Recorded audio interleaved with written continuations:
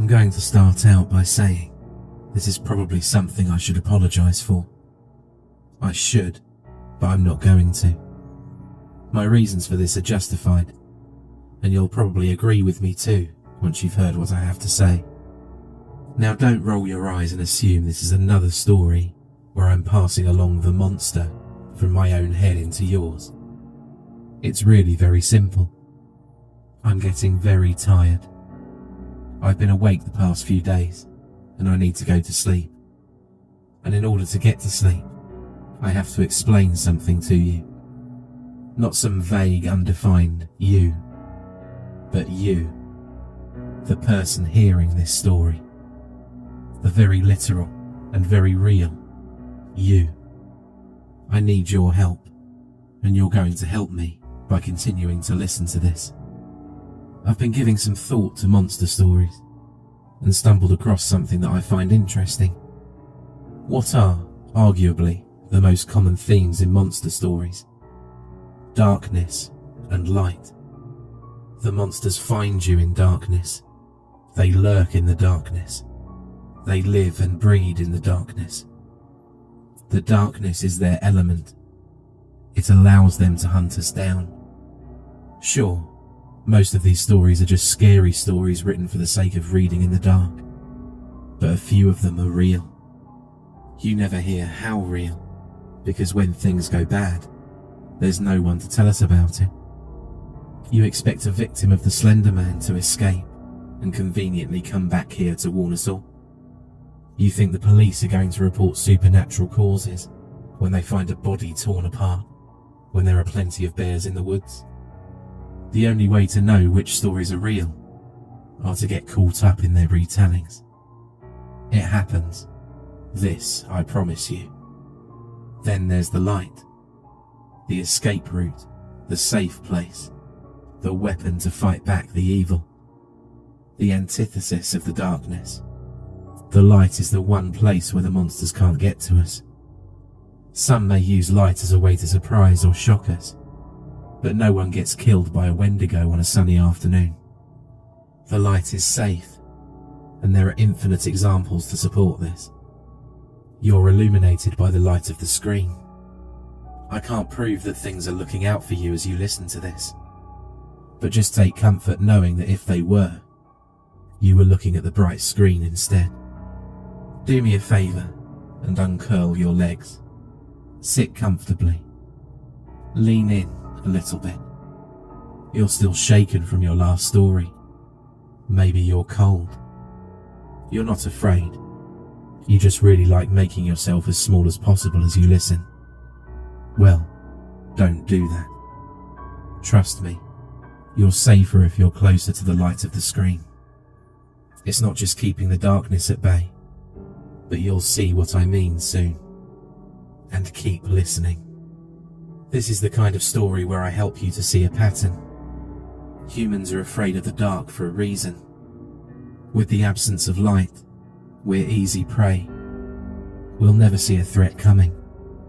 We sleep at night, hoping that in the morning, any danger will have passed us by. Not knowing means having no reason to be afraid. We're still vulnerable when we sleep, but awareness of a threat really makes the threat worse in my experience. Now think about this. There aren't many stories in which a monster attacks someone who never knew about it. There are some, but none of them are true. But the true stories share a few common themes of their own. The monsters can only find you if you know about them. And the more you know about them, the more danger you'll be in. When has there ever been an ancient scroll that struck you dead after reading the first line? You have to read the whole thing before you're in any danger. You're only stalked by a ghost after listening to their whispers and figuring out what they're saying. If you ignore them, they can only annoy you. The old doll only steals your soul after you've learned about its gruesome origins. There are millions of examples. The point is that knowing about the monster allows it to find you. It makes you a target. Now I got to thinking about this.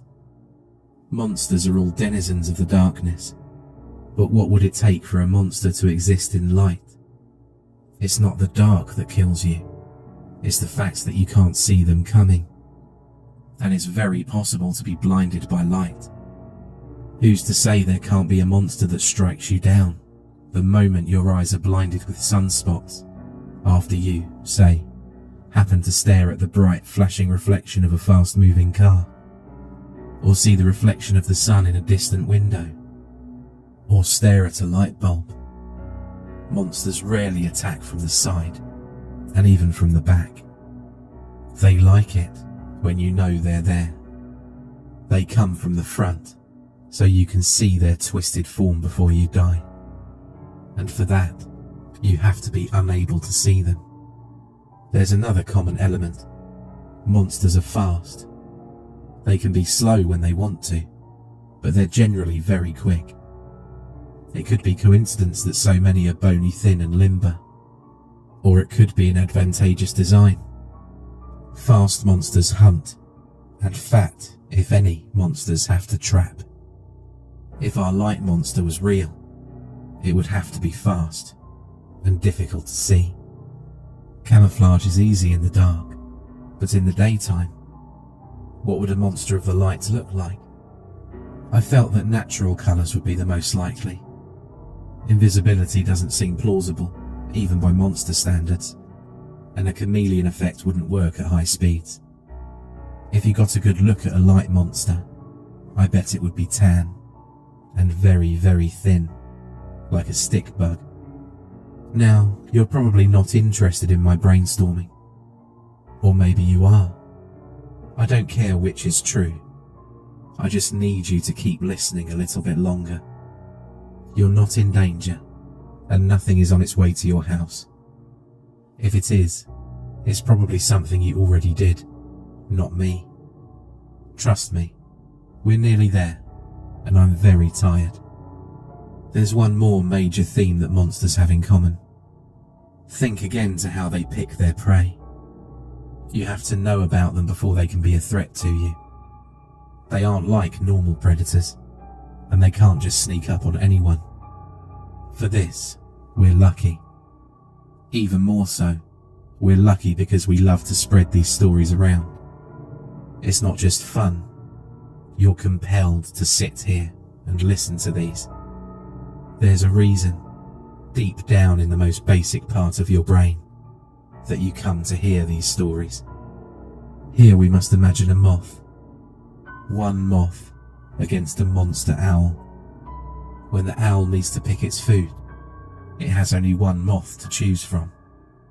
If the moth doesn't want to die, it has to find other moths to distract the owl. So the moth informs another moth of the monster owl, and in this way, their chances of death went down from 100 to 50%. The first moth is no longer the only target, and the second moth won't be the only target when he discovers how the first moth died. If the word spreads enough, then all the moths will only have a very small chance of being singled out of the crowd to become a meal. Safety in numbers. That's why you come here and listen to these stories. Because by adding yourself to the lottery, you make it just a little bit safer for everyone else. We've always been big on working together as a species, which is why I'm glad you're still listening. You may be getting an idea of where I'm going with this. By now you're actually helping me a lot, but I need to explain just a little bit more before I can rest. I've been awake for the past few days, because I don't think it's safe for me to fall asleep at any time of day. At night I felt uneasy. Total darkness holds something lying in wait for me, and every one of my instincts tells me it isn't safe. I sit before the light of my computer screen, and I think. I run these little intellectual exercises to stay awake, and in the process, I stumbled across an idea with more truth than I knew. And for the past few days, I've been noticing some strange things. Fast blurs of motion in the side of my vision. too fast to follow. I don't think I'm meant to see them, and I think I know why I see them anyway. Any predator that becomes too efficient faces extinction. If the owl eats all the moths, it will starve. Hell, the only reason Ebola hasn't become a global threat is because it kills its victims too quickly for them to spread the virus very far. So our efficient predator no longer has a pool of prey to choose from. Anytime new prey is discovered, it's killed before it can spread the word to others. The predator is weak, and it's getting desperate. It can't keep up like it used to, but it's still very hungry. So I think you can now guess why I should apologize here.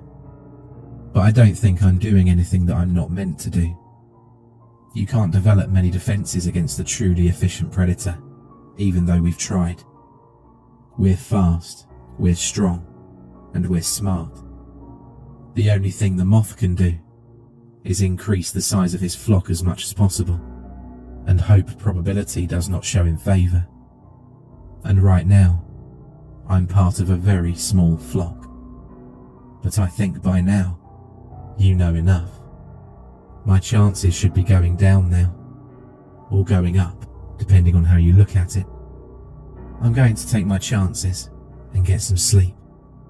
It's getting bright outside, but if I rest up now, I can make it through another night safely. You shouldn't need to worry anyway, but if you see things in the corner of your eyes, then I'd suggest you try not to look at anything too bright. You don't want to be blinded by sunspots before you can spread the word and make the group a little bigger. See you in the evening, I hope.